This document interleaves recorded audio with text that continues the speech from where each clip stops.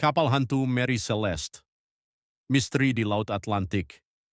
Laut tenang saat Dei Gratia menemukannya. Mary Celeste melayang tanpa tujuan, layar terkembang, tetapi tak ada satupun awak di dalamnya. Makanan masih tersaji di meja, secangkir teh bahkan belum dingin. Kapten Briggs dan krunya seolah lenyap begitu saja. Tak ada tanda pertempuran, tak ada jejak perlawanan, hanya keheningan yang menyesakkan. Lalu di buku catatan kapten tercatat entry terakhir, kami tidak sendirian. Petugas yang membaca itu menelan ludah.